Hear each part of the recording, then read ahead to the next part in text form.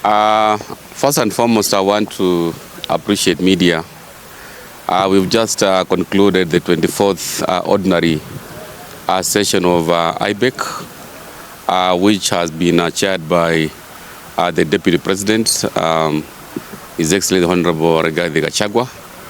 I was standing in for the Chair of CoG in my capacity as the Chair of Finance, Planning and Economic Affairs Committee of the Council of Governors. Now, there are quite a number of issues which were resolved, and one of them which relates to the issue of VAT that KRA is charging counties on source revenue. It was resolved that we need to have a meeting which will be convened by the CS, the National Treasury, so that we have further discussion, because it is not acceptable that KRA continuously levies the agency notice on counties which have not been able to raise money because of VAT being charged. We believe that is double taxation as the Council of Governors. The other matter that was contentious, although we agreed that we need to have a further conversation, is the reduction of our share of revenue pursuant of the rejection of the Finance Bill 2024, where counties in the proposed supplementary budgets, we are losing 20.117 billion Kenya shillings from 400 billion to 380 billion. We haven't agreed on that matter. Our position is we need to go to mediation because we believe that Section 5 of the DORA Act states that in case of any shortfall in revenues allocated through DORA, then the shortfall is supposed to be borne by the national government. And in case of any excesses, again, the excesses of revenues accrue to the national government. Also, with regard to Article 219 of the Constitution, it states that pursuant of the DORA Act, counties' revenues are not supposed to be reduced after the passage of the Division of Revenue Allocation Act. And for this matter, it was actually passed on the 25th of June this year. So that matter, we have resolved that we are going to have a mediation so that it is actually picked up. The other matter that we discussed was the issue of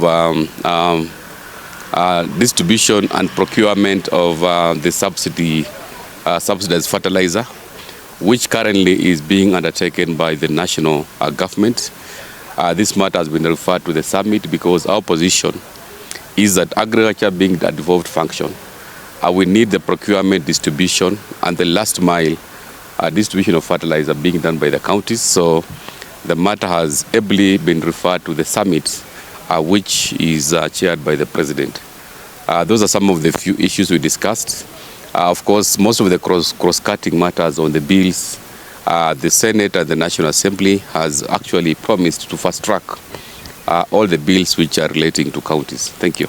And Governor, what are how bad is the situation in the counties? I know there's a cash crunch. Have you been able to pay your employees on time? How bad is it?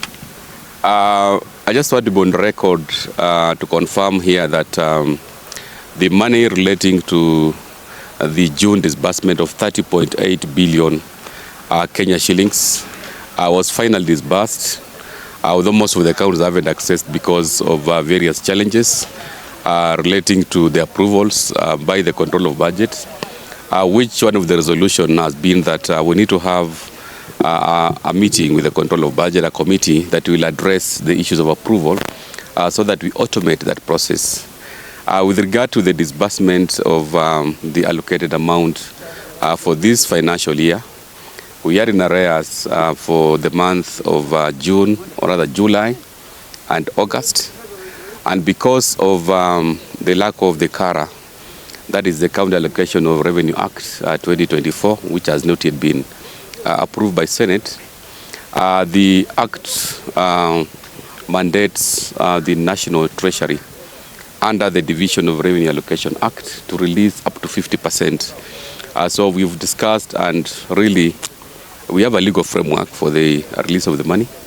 The only issue which the National Treasury CS has emphasized is on the cash flow challenges, and we have agreed that in the month of September, the National Treasury will consider releasing disbursement for the month of July and the month of August. Situations in the counties is quite pathetic because most of the operations have really come to a halt. They've been affected, negatively because we are not able to pay suppliers. Other counties, of course, like Kakamega, we've just borrowed money from banks for 2 months to pay salaries. So that cash crunch is a reality, and one of the issues which we canvassed, and is a commitment from the CS National Treasury, pursuant of the legal framework to release 50%. Of course, according to the law, pending bills form the first charge of any allocation in this financial year. But of course, we have the issue of audits of the same. Some of the pending bills, they have really been affected, especially because of late disbursement. When there's a late disbursement, definitely we'll have pending bills. Some of the other causes relate to underperformance on the on-source revenue. Some of the counties, of course, didn't realize what had been budgeted, so it leads to pending bills. But overally, the resolution has been that pending bills should form the first charge of any expenditure in the ensuing financial year. Today we didn't discuss about a finance bill for counties. This is really, as you are aware, counties are autonomous. The finance bill of Kakamega may not really be affected by the finance bill of Bungoma. And since counties are independent, we have not discussed that matter here.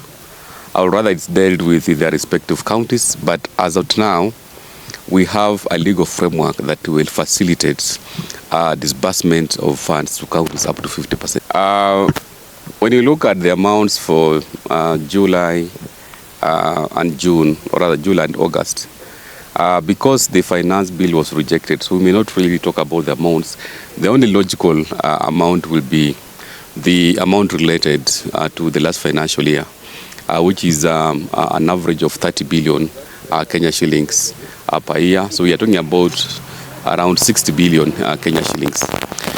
For the pending bills, as at March this year, from the records we got from the control of budget, we are a total of 152 billion Kenya shillings in terms of pending bills for relating to county governments, 151 relating to the executive, and around 1.5 billion relating to the county assemblies.